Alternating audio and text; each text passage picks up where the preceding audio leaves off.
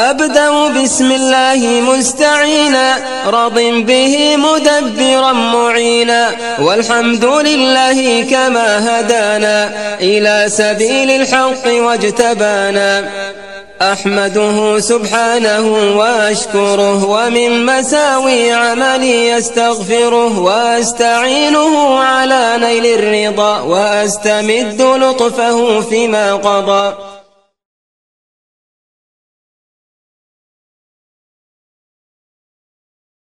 بسم الله الرحمن الرحيم والصلاة والسلام على رسول الله.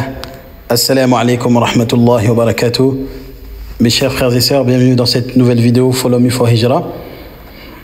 Donc aujourd'hui, nous allons parler du sujet de la taxe sur les entreprises qui va être implémentée en 2023, bi'idhnillah, après une annonce qui a été faite récemment au mois de décembre. Donc j'ai pas mal de personnes qui me contactent sur ce sujet et qui me disent est-ce que tu as entendu parler de la taxe qui va avoir lieu, qui va être implémentée à Dubaï et tout ça, est-ce que tu peux nous en dire plus sur le sujet? Donc moi-même, je n'étais pas plus informé que vous-même, mais bon, j'ai fait quelques recherches afin de vous apporter les éléments les plus accurate sur le sujet, Inch'Allah. Donc tout d'abord, ce qu'il faut savoir, c'est que l'Organisation de la coopération économique et du développement de Dubaï des Émirats, ont annoncé en décembre 2021, donc le 31 janvier, qu'ils vont introduire en fait une nouvelle taxe basée sur le profit des entreprises, corporate. Donc il faut bien voir le nom corporate, parce que quand on parle de corporate, on parle pas forcément d'entreprise en lancement, mais d'entreprise établie qui génère un certain chiffre. Donc ça, c'est un point très important à retenir que nous allons aborder dans cette vidéo, Inch'Allah.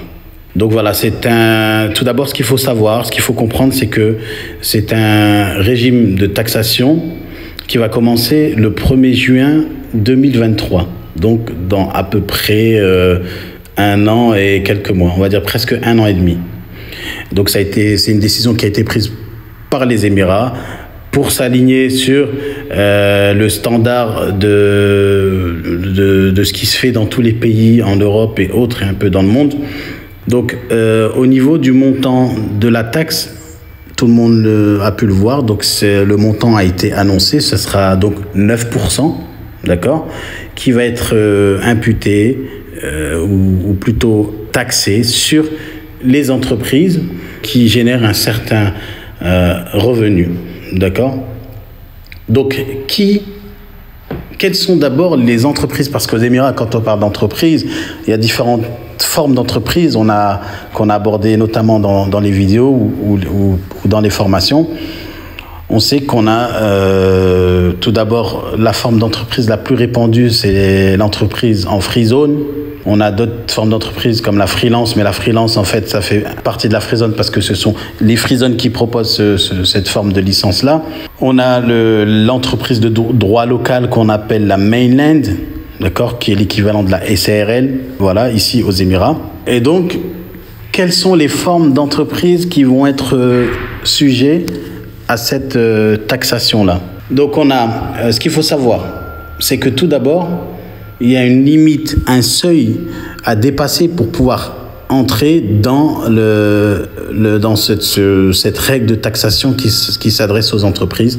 Le montant qui a été fixé, c'est 375 000 dirhams. C'est-à-dire qu'à partir du moment où l'entreprise dépasse un seuil de bénéfice, de profit de 375 000 dirhams, ce qui représente à peu près $102 000, entre 102 000 et 103 000 $, eh bien, à partir de ce moment-là, tout ce qui est au-dessus de ce chiffre, en fait, sera taxé à hauteur de 9%. Et donc, il faut comprendre que une entreprise en mainland qui réalise un chiffre d'affaires de plus de 375 000 dirhams, eh bien, tout ce qui est au-dessus de ce montant-là, en fait, il sera taxable de 9%.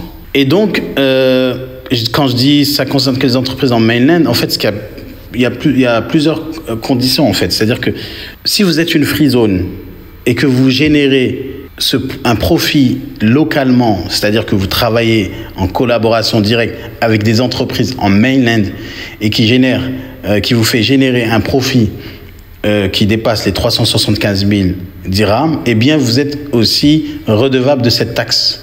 Parce qu'en fait, une entreprise en free zone a pour vocation de travailler essentiellement en dehors des Émirats, ok, mais certaines entreprises en free zone travaillent aussi légalement en passant par des sociétés en mainland. Donc une free zone qui travaillerait avec une société en mainland serait considérée comme étant assujettie à la taxe à partir du moment où il dépasse le seuil de profit fixé.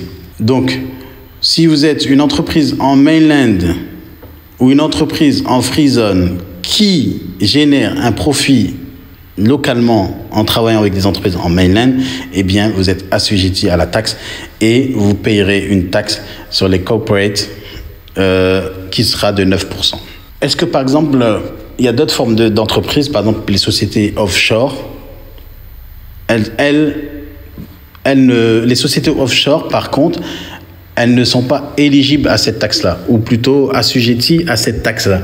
Parce qu'une société offshore est une compagnie qui est non éligible pour établir un business localement.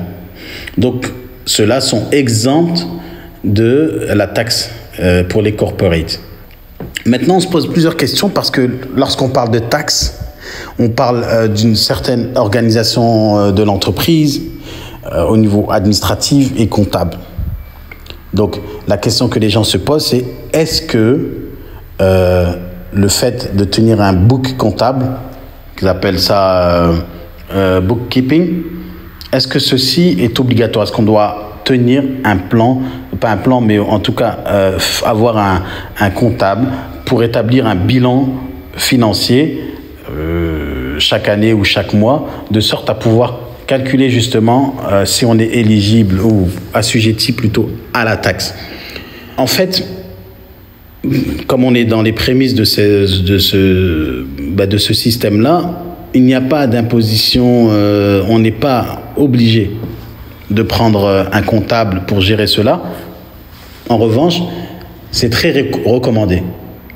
C'est très, très recommandé parce que ça va permettre à la société, justement, de justifier les profits avec les chiffres réalisés et aussi parce que, bien sûr, il y aura des documents à remplir. D'ailleurs, c'est une niche pour ceux qui veulent, je sais pas, les gens qui sont dans la comptabilité et que vous voulez lancer dans cette niche-là, sachez qu'en fait, il va y avoir un grand flux de travail ou de besoins des entreprises pour des personnes qui sont dans la comptabilité. Donc, c'est une niche dans laquelle vous pouvez vous former dès maintenant pour pouvoir répondre à un besoin qui va se manifester dans un an. Donc, toutes les transactions doivent être enregistrées, sauvegardées, que ce soit les factures, les documents, les contrats, les factures que vous payez. Tout doit être répertorié et enregistré dans un document comptable et c'est recommandé de prendre un comptable pour cela. Est-ce que toutes les compagnies, justement, auront besoin de remplir ce document? C'est-à-dire, la question qu'on se pose, c'est qu'à partir du 1er juin 2023, est-ce que toutes les compagnies doivent s'enregistrer dans ce système de taxation ou uniquement les compagnies qui sont assujetties à cela? Donc ça, c'est une bonne question. Pourquoi? Parce qu'on peut se dire, bon, moi je suis en free zone, tout ce que je fais c'est du commerce hors UAE, donc je ferme les yeux, je bouche les oreilles, je ne suis pas concerné. Eh bien, il faut savoir qu'en fait, toutes les entreprises sont concernées, c'est-à-dire que vous soyez assujetti ou non, eh bien, vous aurez à remplir la feuille de déclaration. Comme ça se fait en France, vous déclarez, même si vous n'avez pas fait de chiffre, vous déclarez 0, mais en tout cas, vous aurez à déclarer cela, même si vous n'êtes pas éligible. Que vous payez assujetti, pardon, parce que quand je dis éligible, j'ai l'impression que c'est un avantage. Assujetti à cette taxe, que vous la payez ou non, eh bien, vous serez obligé de remplir un document ou une forme. Je ne sais pas, est-ce que ça va se faire annuellement, trimestriellement? Je pense que ça va être plus annuellement, où l'entreprise devra en fait renseigner toutes les dépenses qu'elle a faites avec toute son opération comptable de la période ou de l'année. D'accord? Donc, toutes les entreprises seront concernées. D'accord? Ce qu'il faut savoir, c'est que cette taxe, elle s'applique uniquement pour les entreprises. Donc, pour l'instant, et jusqu'à aujourd'hui, les entreprises, les Émirats n'ont pas mis en place un système de taxes sur les salaires, par exemple. Il n'y a pas de taxe sur les salaires aux Émirats.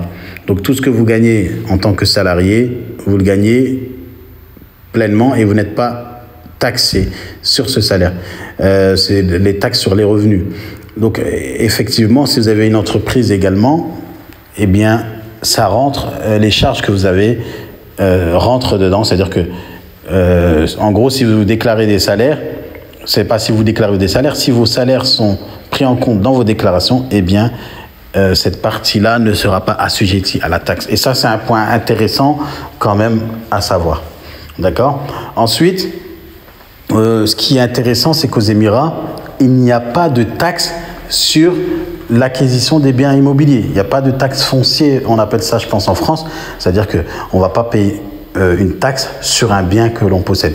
Donc là aussi, c'est intéressant pour les investisseurs. Vous savez qu'investir dans une terre ou investir dans les murs, dans une maison ou autre, eh bien, vous n'avez pas de taxes à payer sur ces biens immobiliers aux Émirats. Ensuite, vous n'avez pas de taxes sur les investissements, c'est-à-dire ce que vous gagnez en capital ou en dividende. Par exemple, je donne un exemple, une personne investit dans une entreprise, donc elle a des parts dans cette société-là, puis elle reçoit des dividendes, eh bien, aux Émirats, il n'y a pas de taxe sur les dividendes non plus.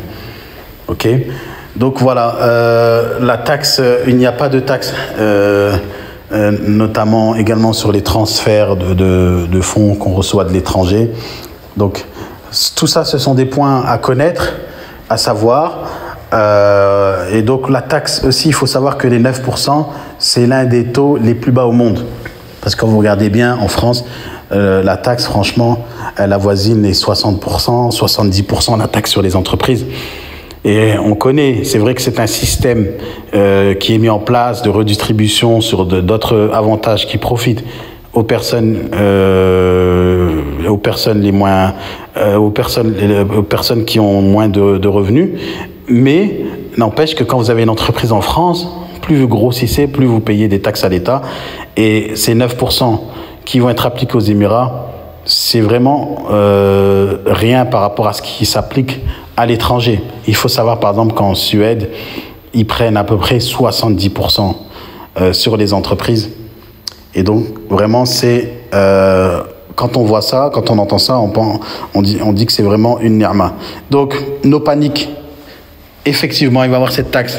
Mais, alhamdulillah, les Émirats, ça reste toujours un pays, malgré ça, ça reste un pays qui laisse la possibilité aux entrepreneurs, à ceux qui entreprennent, aux gens qui travaillent, de profiter du fruit de leur risque sans avoir à payer des taxes. Et même cette taxe qui est mise en place, elle va être mise en place sur un certain critère qui est basé sur le profit réalisé par l'entreprise. Donc, les petites entreprises, les startups en lancement, vous ne serez pas impactés, vous pourrez grossir tranquillement et jusqu'à ce que vous atteigniez un certain profit qu'Allah vous accorde. Et de toute façon, si vous êtes arrivé à payer cette taxe-là, c'est aussi que votre entreprise, en fait, elle tourne bien. Donc voilà, c'était juste un petit résumé sur cette taxe sur les corporates qui va être mis en place, bi'idhnillah, en 2023. Jazakumullah khairan, vous pouvez partager cette vidéo. Ahsanallah ilaykum. Assalamu alaikum wa rahmatullahi wa barakatuh.